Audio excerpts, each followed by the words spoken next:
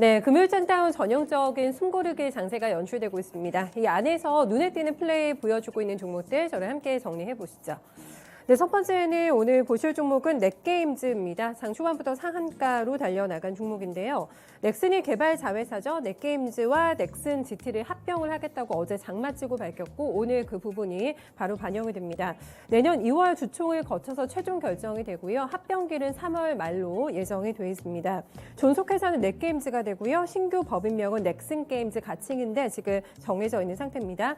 이번 합병을 통해서 각각의 회사가 가지고 있는 노하우와 리소스를 결합을 해서 멀티 플랫폼을 지향하는 최상의 개발 환경을 만들어내겠다는 게 회사 측의 성사진이고요. 바로 지금 투자자들 화답을 하게 되면서 장중에는 잠깐 상한가 풀리는 모습도 있었는데요. 현재 매수 잔량 쌓이게 되면서 23,000원 상한가에 안착하고 있습니다. 네, 어제 의료 AI 시장의 수혜주로 지목이 되면서 상한가로 마감이 됐던 JLK인데요. 오늘 추가적인 급등세에 연출되고 있습니다. 구체적으로 조금 더 모멘텀이 가시화될 만한 뉴스가 나왔는데요.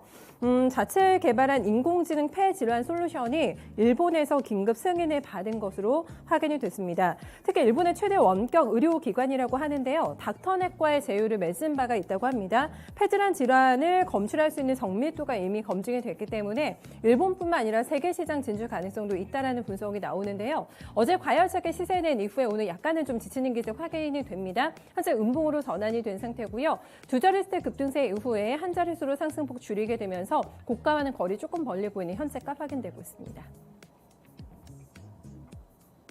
네, 다음은 크리스탈 신소재 오랜만에 등장하는 특징주인데요. 어제 거래량 2배 넘게 실리게 되면서 오늘 거래 급증과 함께 장중에 두 자릿수대 상승 연출되고 있습니다. 전기차 배터리에 들어가는 흑연 이게 부족하다라는 게 모멘텀이 되고 있습니다. 특히나 우리나라 같은 경우는 중국에 대한 흑연 의존도가 거의 100%이기 때문에 흑연 부족 문제가 가시화된다면 상당한 차질이 있을 것으로 예상이 되고 있는데요. 아시는 것처럼 크리스탈 신소재 같은 경우에는 그래핀 사업을 영위하고 있는 회사입니다. 흑연의 대체재로 부각이 되고 있기 때문에 이 부분에 대한 반사익에 대한 모멘텀 현재 발생이 되고 있는 상태고요. 13에서 4%가량의 오름세 현재 연출되고 있습니다. 네, NHN 보실까요? 이게 무상증자 소식이 나오게 되면서 오늘 강하게 튀어오르고 있습니다. 어제 장을 마치고 구체적인 무증 계획이 발표가 됐는데요. 보통주 한 주당 한 주의 무상증자가 진행이 되고요. 총 1,794만여 주에 대해서 배정이 됩니다. 무상증자 이후에 주식수가 많이 늘어납니다. 3,751만여 주로 늘어나게 되는데요. 결국에는 유통주식수 확대를 통해서 유동성을 확보할 수 있을 것으로 전망이 되면서 오늘 매수세에 몰리고 있는 상황입니다.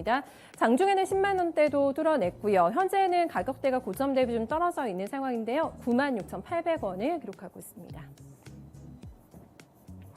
네, 오늘 바이오 쪽에서 모멘텀 플레이 나오고 있는 바이오니아 점검하겠습니다. 오미크론을 단독으로 분석할 수 있는 키트를 개발했다고 밝혔고요. 그리고 더 중요한 게 오미크론과 델타를 구분할 수 있는 키트도 함께 개발했다고 발표했습니다.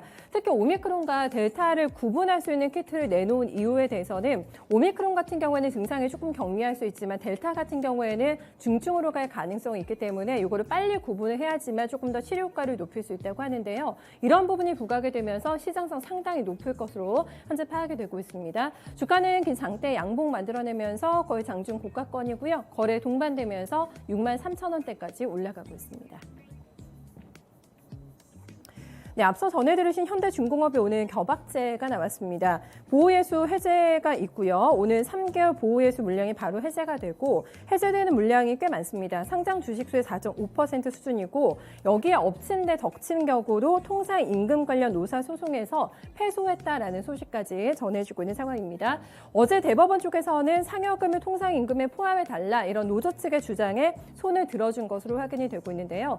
겨박제에 노출되면서 장중에는 신저가 경신됐습니다.